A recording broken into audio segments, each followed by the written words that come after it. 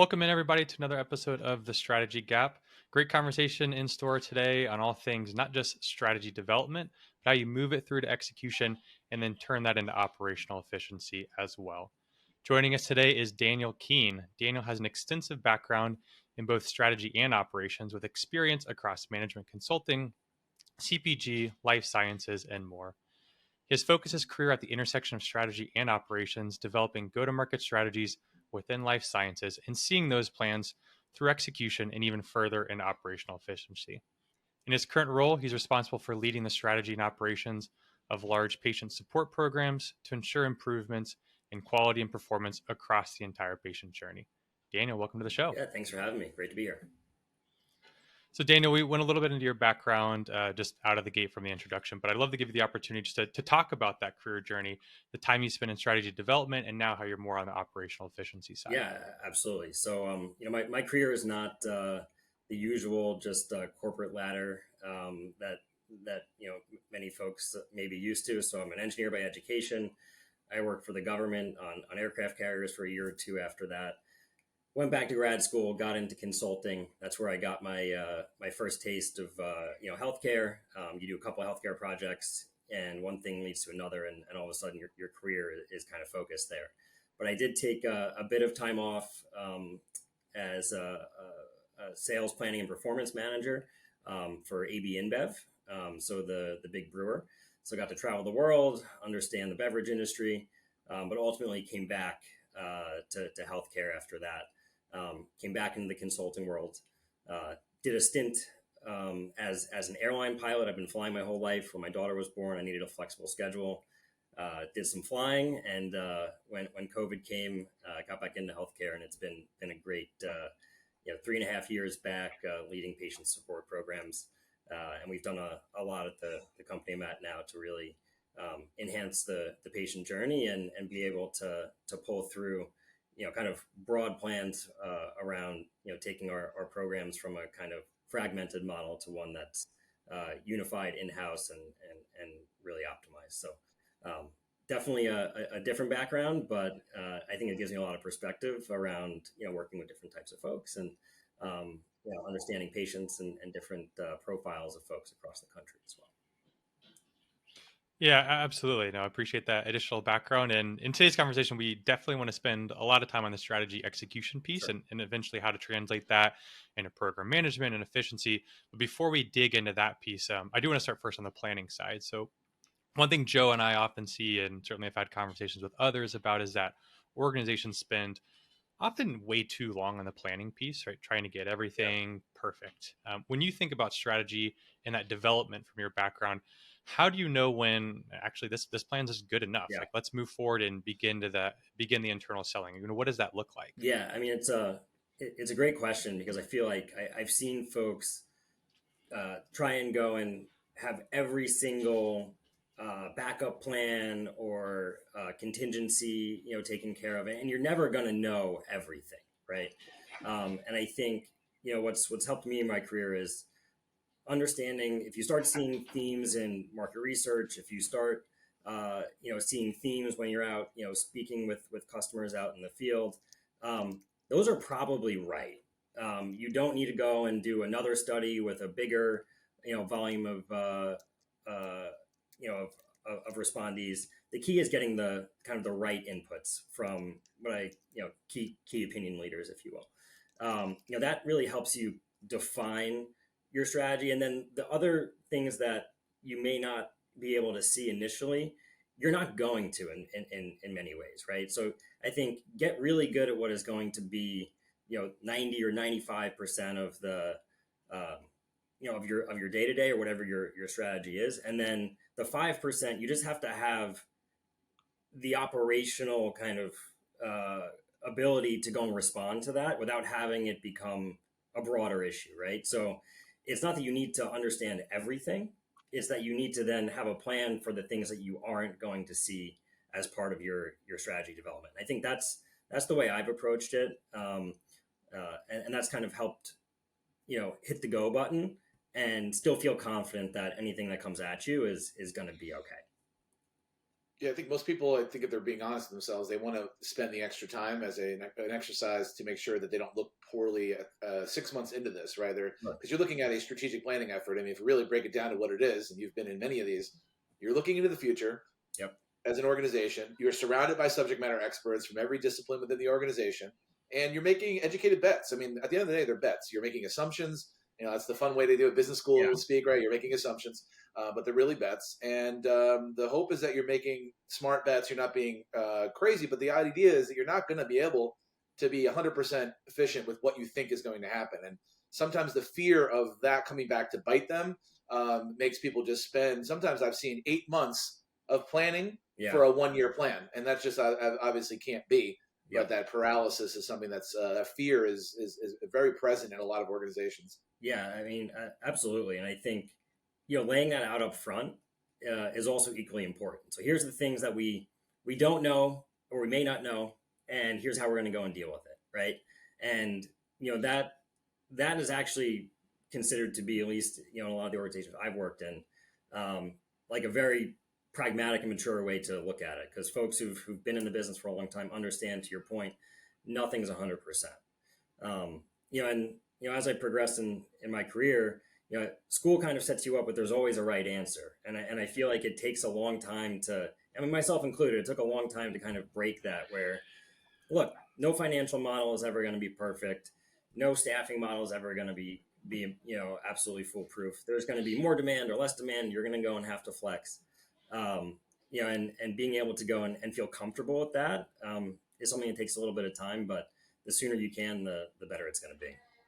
That's why in business school I thought accounting was the best class I could take. I mean, who says that? I'm not an accountant. I enjoyed it because there was a right answer. Yeah, There was yeah, always the right answer. But in strategic planning, it's educated guesses. yep, And yes, you want to make sure the things you're putting into the plan, there's some financial analysis behind it saying we should go into this direction because we did all the research. yep, But to the point we're all making here, that research can change at a moment's notice with a new entry into the market, different macroeconomic the conditions. And so you just do your best to make sure that when we talk about our second topic, execution, that you're monitoring what you actually said you're going to do, just in case when those speed bumps happen, you can then course correct versus Mhm. setting it and forgetting it. yeah, yeah. I mean, this happened just this year with us. We were ready for a product launch. FDA came back and said, "Hey, we need more information." This was 5 days before we were supposed to hit the go button. Been And there. so, and that's a big, in the pharma space, it's a big lift to kind of adjust that, right? Because you have content that's ready to go out, you have systems that are ready to go, and now you got to kind of change the order because there was other things that were going to happen after that, right? So, we had to have, again, the agility to be able to flex there and not have it become an issue, and we managed it great. And honestly, it turned out to be one of the big wins for the year was, look, you guys were able to go and take this, not have it become a problem, and then 2 months later, we launched, and it was no big deal, and that was seen as a big positive. Yeah, I think going back to the component of everybody wants to get it right. I think the mistake they do to get it right is like, well, let's just not leave anything out of the plan, right? If we put everything Yeah, in, well, we're gonna get something right.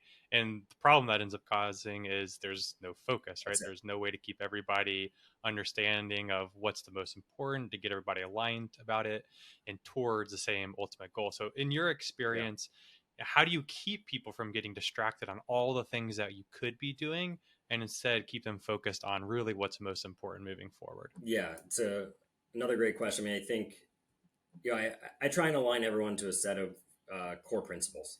So if you have a problem, right? Normally there's a strategy or to go and address that, and you set yourself up with, like, these are the things that we're not going to break. So we're not going to go towards fancy technology. We're going to focus on training, or we're going to ensure that we're only focusing on customers that are already comfortable with, let's say, a disease state, right? And not grow a market but build depth in the current one. Those types of things help weed out all of the, well, this is a nice idea, but it's not going to move the needle, and it's not part of our core principles. And then once you have those, it's very easy to say, look, let's go back to this. Does it fit? No. Okay, next. If it does fit, great. Let's investigate it more. Is it worth the effort to move forwards with X, Y, or Z. So I've found that sort of grounding is really, really helpful up front to keep people focused.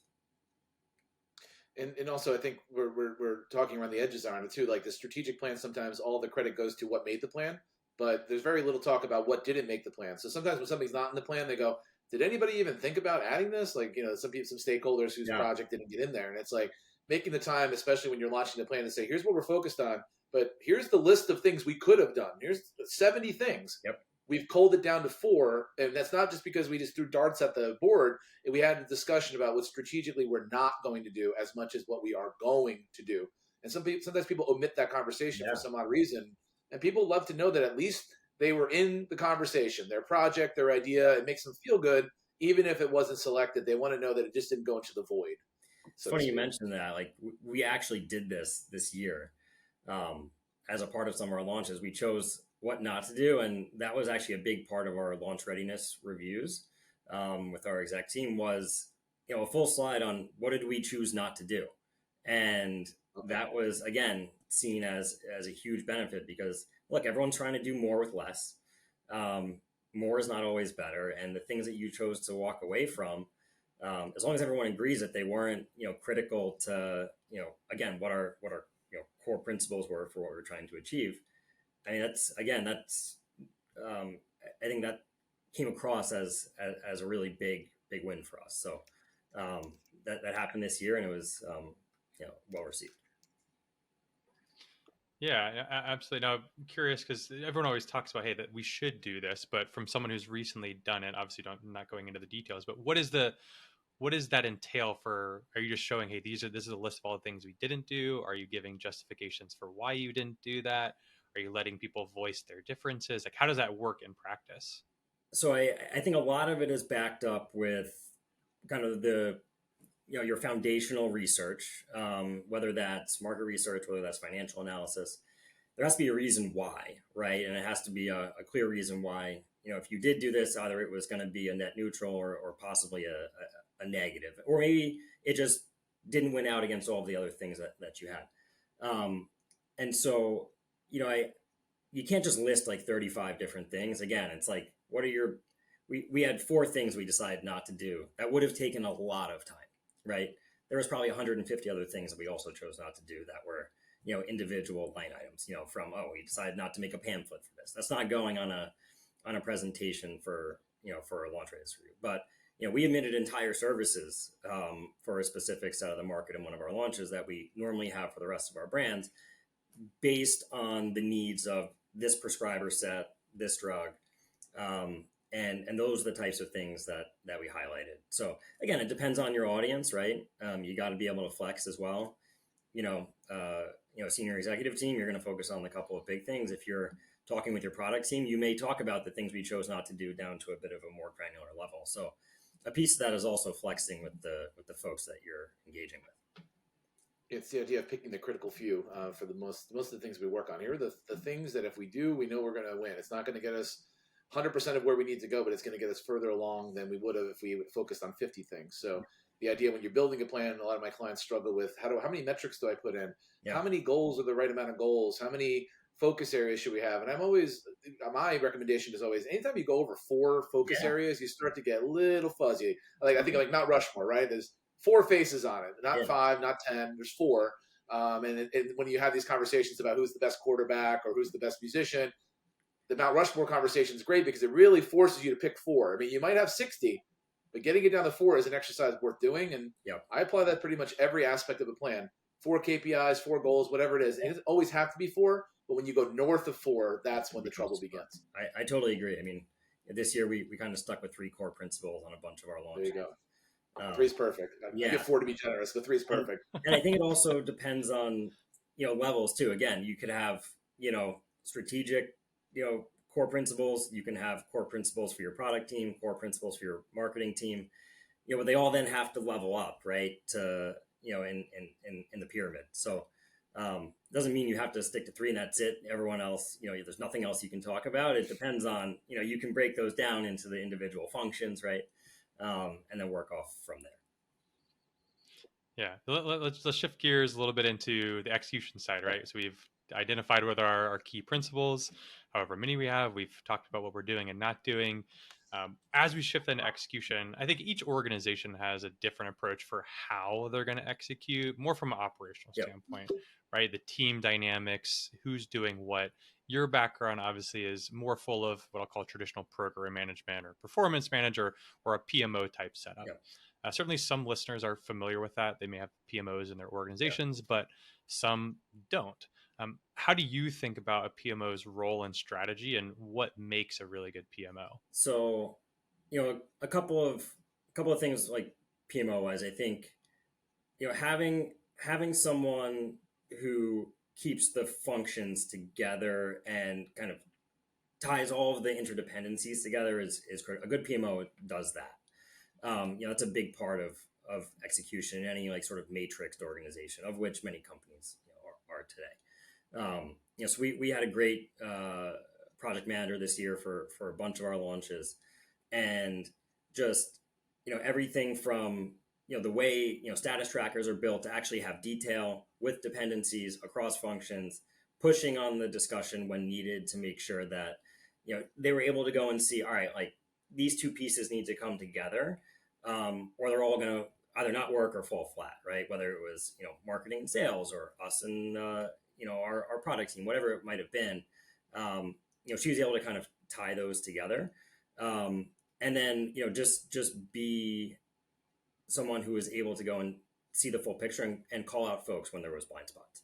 A good PMO does that. It's not just creating a project plan. That's part of it, but they have to be a partner in it's almost like a chief of staff, if you will. Kind of putting all the pieces together, making sure everyone gets their work in, making sure it all ends up being executed on time, raising things to the right different functions when needed. That's what really worked well for us this year, and I think that's what I would like to see in a PMO. And we had just a call back to a previous episode. We had a gentleman by the name of Jordan Gadd who works out in out on the West Coast for a company called Haluna Health, and he's a chief of staff, and he explained how his role was very similar to what you just mentioned. And I think I mentioned this before in the podcast. If you look at the Project Management Institute and all the great things you need to do to become get your PMP certification, they're very clear that a good project manager's job is about 85% communication, effective communication, not just communication, but effective communication. Because if you really for our listeners, if you look at, I just recently had my house painted. Okay. I was delighted because it was a very clear project plan, right? They showed up when they said they were going to show up. They did what they were going to do. And anybody who's had a bad project on their house or a bad anything, it's usually due to lack of communication. They didn't call me back. Why didn't they call me back? Or they said they were going to do this and they did another thing. And that seems simple, but clearly it's not as simple as we make it out to be, because there's plenty of evidence of bad project management. So bringing you back to a question, how much of that project manager's job do you feel, percentage-wise, would be ensuring the communication flow was consistent, effective, 100% being the full job, 0% being none of it? What would you say it was in this case? Yeah, 75%, right? That's good. Somewhere around there. Just making sure that, all the teams were, if they needed to get together, she would push for it. If, when we had exec decks, making sure that there wasn't anything, missing, and that we had kind of covered all the stuff that we had discussed, right, as a leadership group, was pulled through in there. And then obviously all of the kind of project management, and there's so many, and they're able to flex from, kind of high level to very specific. I think that's also another important point to add there, is a really good PMO is able to help you, look at the big picture, but also when you have a question about what is this function doing over here, they're able to go and dig in and answer that for you. You bring up a good point, because the founder and CEO of Under Armour was historically said, you can, there's a lot of good and bad with that story, but the one good thing I'll point to would be the way they run meetings at Under Armour. Was that they found that most meetings I've been a part of a lot of times is it goes right to the top of the hour and everyone's scrambling to get to the next place, and very little time is then spent on who's going to do what next, right? It's just, we'll figure it out on Slack or we'll send an email. But the way that they talk about it, they do it internally, and I haven't been in one of the meetings, but I'll take them at their word. Is that if there's an hour-long meeting, 45 minutes is to discuss whatever the topic is of the meeting, and then always 15 minutes left to say what's next, what we're going to do. So it's like they're pulling the emergency brake at 45 minutes in, and they're saying, okay, stop. We've only made it this far. what's next, and they clearly articulate next steps, and everybody goes forth. Like that always stuck with me. I don't Yeah. always prescribe to it, but I think it's not a bad idea to avoid some of the problems we're talking about. Yeah. I mean, I think, in any, I mean, to be good at turning strategy into execution, any meeting where I leave and there's like, it's like, all right, bye. I'm generally disappointed at the end. Yeah. Because I was like, what was I here for? Right. I mean, was it a readout? If it was a readout, then I probably could have had it be in a deck or an email. And so, I always like to recap, my important, team meetings, what comes next, what do we discuss? Again, this one of the PMOs we had this year was fantastic at, really detailed follow-ups, next steps, holding people accountable. Sometimes to her own detriment because, she could get pushy, but in the right way. She was really, really excellent at ensuring that, folks followed up and that we had, each week we were moving the needle forwards. Yeah, and it's definitely an important conversation and something that a lot of organizations fail to do. The funny thing is, it's not like we're talking about rocket science or calculus or Yeah. something super difficult. I mean, these are the basic fundamentals of how to work effectively with others. Yep. And so when you think about, we talked about communication, we talked about proper meeting structure. As we move into then monitoring strategy and how it's performing, what are the other fundamentals that you think about? Because right, you can do all of these things, but none of it matters unless you nail those fundamentals. It depends on kind of where you are in the journey, right? I think early on, let's say, if you're moving from initial strategy into execution, um, a lot of it is ensuring that you have feedback. It's some, you have your metrics, but you also got to get real time feedback from the market, your customers, etc. Like we kind of over index on that a bit, and then as things mature, you can move into, all right, well, here's our dashboards with our KPIs that are updated weekly and automatically from this data source or something like that. Because early on, you don't oftentimes have enough volume or data to have those be super accurate. So I think it kind of varies in terms of how you go and see if your strategy was working, and if you were executing correctly. So you kind of look for those early indicators, and then you move towards the KPIs that you laid out, which obviously are generally a bit more data focused in many aspects. This might be a simple question, but I promise it's not. Who's updating these project trackers? You mentioned the project manager, obviously keeping the trains running on time and creating the tracker. But Jonathan and I have had clients that certain level of individual will refuse to put a status in something. They have like a game of telephone happening. So what have you seen, and then what is ideal? Is the person that's closest to the work, they should be updating the tracker regardless of level? Should there be some buffer? How have you seen that? I mean, a lot of our trackers, as we get, further into launches and things like that, are updated by our data and analytics team. So there's a point person. Again, it's like X number of those. That's like when you're really doing just KPIs, data pulse. They're usually the point person. Folks come to me for the qualitative oftentimes because I'm hearing from our field team, our customers, etc.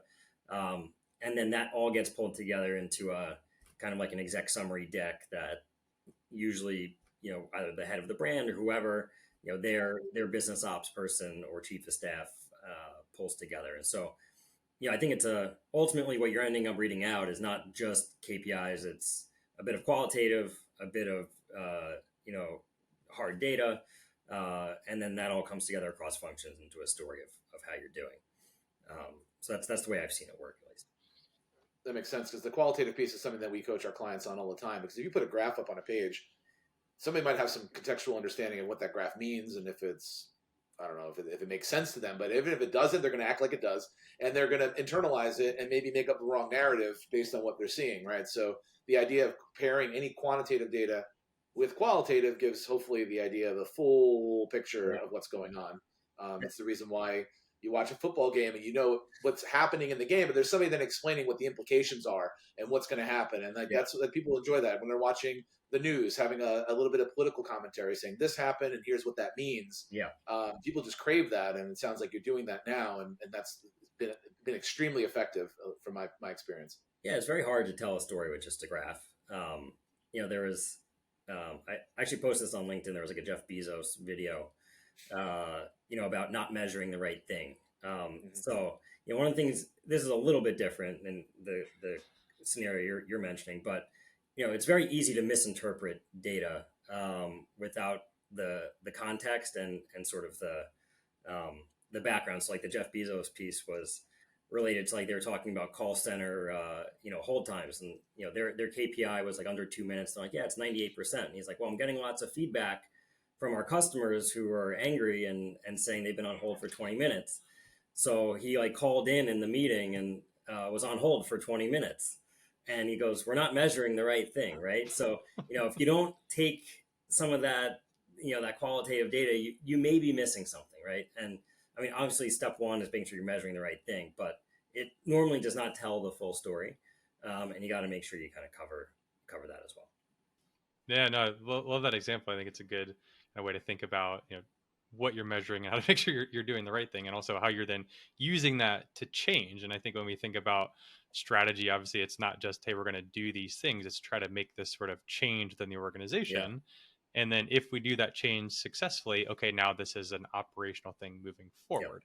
I think a lot of times people think, all right, strategy, we've done it, it's done. Like, all right, let's reset and let's do the next Yeah. thing. But with your experience on the operational side, like, how do you then take that final component and translate it into an ongoing operational piece? Yeah. I mean, so I've been on both sides of this. So, I was a consultant for many years where, look, you can come up with great plans. I've handed over, many things I thought were real slick, and you take them to the clients and you check back 6 months later, you go, did they do this? And it's like, no, it didn't happen. And the answer is always organizationally, there wasn't buy-in, someone moved roles, whatever it may be. And so there's, really good strategy is only as good as the uh, kind of support that you can get for it from a broader organization. Oftentimes, it's not like you just need one function, right? So, um, when we were putting, even just for us with patient services, I had to, in order for us to really do well and execute what we needed to do, I had to have buy-in from sales around our, unified messaging. I had to buy in from marketing to make sure that they were pulling through on, across web, digital, etc. I had to have buy-in from our market access team as to like what we were going to focus on with respect to payer coverage and all of those different pieces. And everyone, you have to sell that in, and after everyone gets on board, then it's much easier to actually execute. And so, without that kind of, I guess, selling, if you will, or defining your vision, getting people to believe in it, buying into it, strategy's never going to go anywhere. And that's also where the more complex you make it, the more convoluted you make it, the harder it is to go and have people understand it, number one, and two, want to go and sign up for that, because then it seems like a risk, right? So when we talked about moving into the three, keeping your four or less, right, around core principles, KPIs, etc. That also helps with being able to go and really pull something through an organization, because folks can go, okay, yeah, no, I get it, I can work with you on this, and then you're able to move it through. And then once you have that and you're moving into the execution side, it's, again, you need all those different functions support to make sure that they're doing what you agreed upon, right? And so you have to have really, really good relationships with those folks to say, all right, how are you doing? If something's not going well, they have to feel comfortable to tell you, all right? And that's how you can make adjustments. If you don't really build that trust and partnership up front, and you're kind of working in a box where no one's speaking to each other, oftentimes your strategy is going to fall flat, because nothing works on its own. Yeah, I think the concept you're talking about directly is making your plan our plan. So selling internally makes people think like, yeah, I'm down, I'm with this, and it's now I'm invested in the success, and therefore it's our plan, and a much better scenario than just saying we are going to do this, you like it or not. So I Yeah, think it that never it most doesn't for work listeners, most of the time. I mean, no, most of the time, these people don't report to you, right? oh yeah, So they can go, that's great, but that's not what my boss wants, or that's not what my team's doing this year. And you can go try that, but good luck. That's not going to end well, and it's an underappreciated aspect of, one of the things in my career that I've been kind of known for is the get stuff done. So GSD. Um, And that's been, you know, what's helped me, kind of be able to go and, get credibility is like, I know how to go and bring people together. Like that's the hardest part. It's the last little bit that people forget, and that's how you really go and get into really good execution. That last mile delivery, as That's it. Jeff loves to talk about, Yeah. right? Exactly. But and also using your power of influence versus your authority. I think these are all Yeah. key topics that our listeners can really hopefully apply. We pride ourselves on pragmatic advice here on the podcast, so thank you for giving folks things they can actually use to bridge that gap. Hence the name of the podcast. But we do have one final question that we have for you before we close things out that we ask every guest, and this should be an interesting answer given your very diverse career so far. Is if you can speak to yourself as if you were just beginning your career in strategy, what advice would you give yourself? And you could pick a job, but in Yeah. general, which one, which career? I mean, look, if I was, you know, coming out of school, early on, let's say my first couple of jobs, it would be uh, that good things take time. I feel like oftentimes there is a, a the feeling today is, instant gratification, right? Everyone talks about this. It's like, social media, everyone wants to have, their feed light up and, uh, you know, right now for whatever I want. And that's just not how good things come together. So you have to really put in the effort, put in the time. Oftentimes, really good strategy and execution, go on arcs of 2-3 years, right? In order to build the trust of folks, to build those relationships, to have folks listen to you and have you be considered a credible source like that. All those things take time, and then the results start to follow after that. I think early on in my career, it was like, well, why is this not moving faster, or like, what, why is why are people not taking me seriously? It's because you just didn't have enough time put in yet. And I think, that's what I would say is just be patient, be consistent with your work, be consistent with your guidance, get a track record, and then things will accelerate from there. It starts to go on like on a J curve. So I think that's what I would tell myself if I was starting out. Yeah, love it. Absolutely. And I think it's a great way to close out the conversation. So, Daniel, we appreciate your time today. Had a lot of fun, and Yeah. hopefully our listeners enjoyed the insights as well. And looking forward to future Yeah. conversations. Thank you guys so much for having me. It's great.